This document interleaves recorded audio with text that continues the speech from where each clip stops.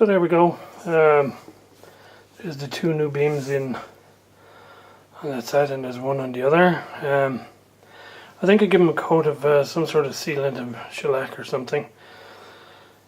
Since the pieces I put in are just soft pine, to just discourage any shifting around because of moisture. I thought I was done with this part of the cab. Right at the last minute, I found that this corner up here had separated, even though the rest of it seems okay. So I've just glued that up. Hopefully when that's done, we'll be ready to put the front back on and get onto the speaker baffle board. Okay, I think I'm calling this section done at this point. So I've got the two additional struts there, one on the other side. I gave the entire inner wooden surface a coat, one or two coats of shellac, just to prevent any possible future problems around moisture. So yeah, I think at this stage we're calling this pretty much done, and so let's go look at the speaker board.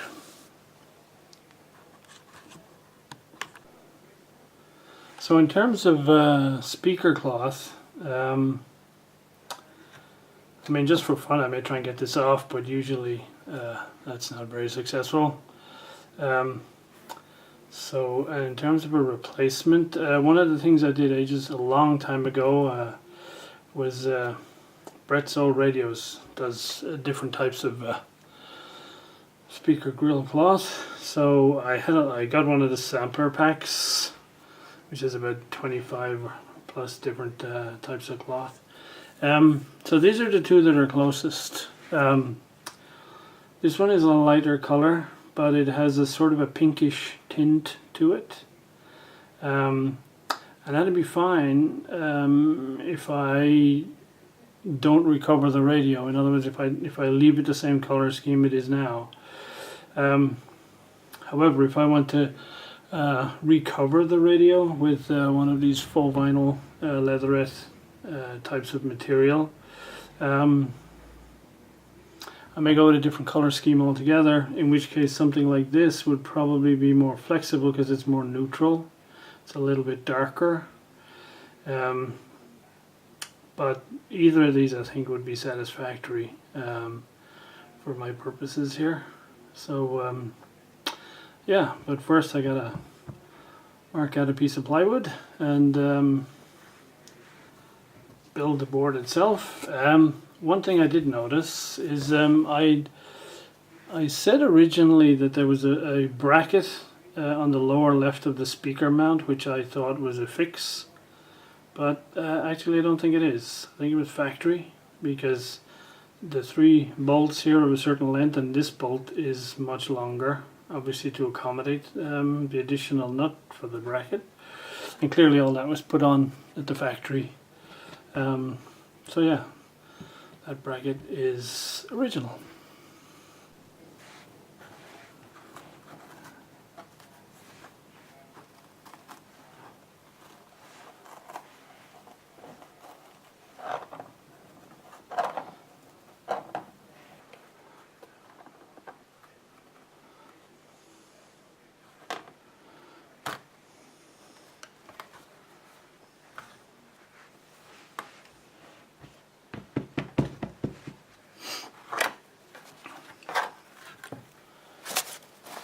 So I had to go trying to save the speaker cloth just in case, but I don't think it's going to be usable, mainly because it frays so badly around the edges once it's not glued anymore, and B, it was generally easy to get off around here, but there was an additional piece of glue within, I don't know if it was done later or what.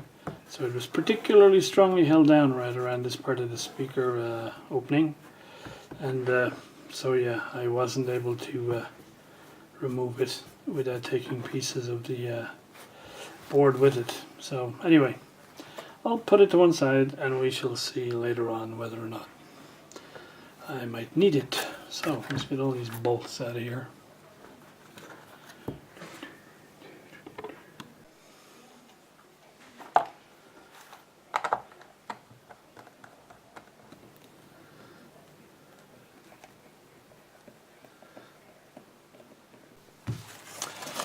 Okay, here is the mock-up, or sorry, here's the speaker board.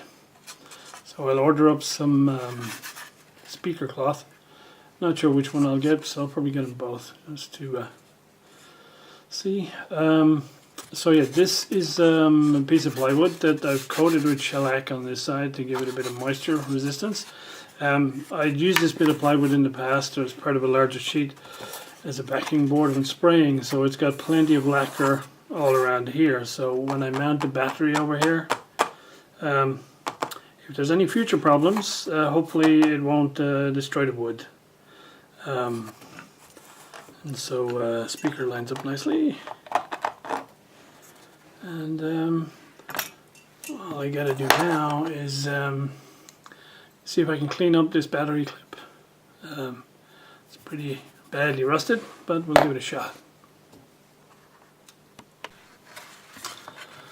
Okay, that's pretty much the speaker baffle board done for now. I've taken all the rust off this. Unfortunately, the rust took the plating off the steel.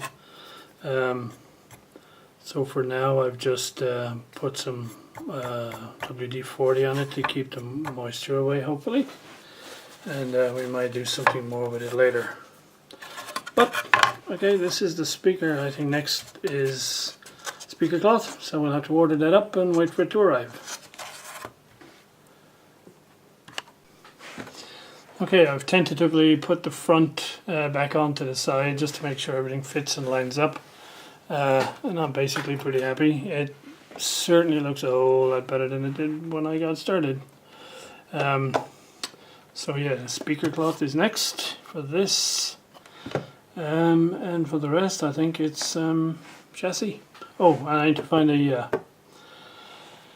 suitable rechargeable battery to go in here, because as I think I mentioned, one of my colleagues who has done a lot of these has mentioned that if you fire this setup on mains without the load on of the chargeable battery, the heater voltage will creep up too high and you'll pop all the valves, which would not be good at all. So gotta find a replacement for this guy before we go thinking about powering anything up. I've been doing a bit of reading up on the forums about the power supply. So I cleaned up this the rechargeable, but there doesn't seem to be an easy way in. Anyway, what I'm inclined to do now is replace this functionally with a couple of diodes and an electrolytic, as a number of people have done with this type of restore, because at least that way you protect the valve heaters, which I'm kind of really paranoid about. And then I can maybe see about getting a version of this, and I can either empty this in some way and just put it back in for, you know, authenticity look.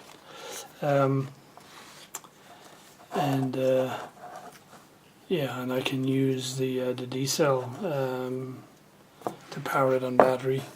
At least that would do, I think, for version 1, and then we'd see where we go from there. Okay, so I've ordered up some grill cloth for the speaker board, and so I thought I need to start looking at what I can do with this guy right here, this is like going to be the require the most creative of solutions to get this sorted out. So my thinking right now is the only way I can replicate these guys here is if I cast one from an existing piece.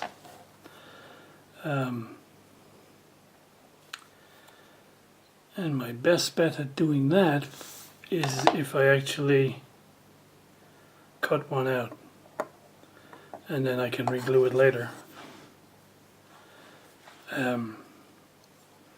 Because I can then, I'm going to have to look at getting some acrylic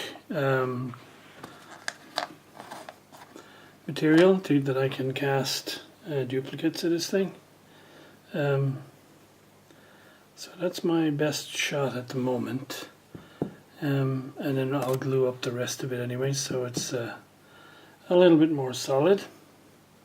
And then once I've got one of these guys out here, I'll just cut it out with a razor saw. Then we'll see about duplicating one. So that's the plan.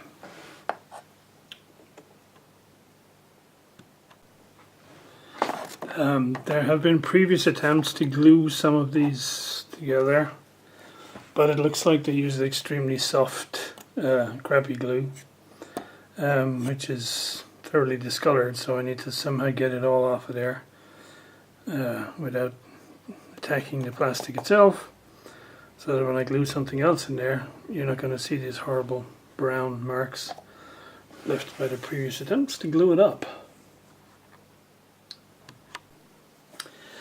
I've cleaned off all the old glue residue.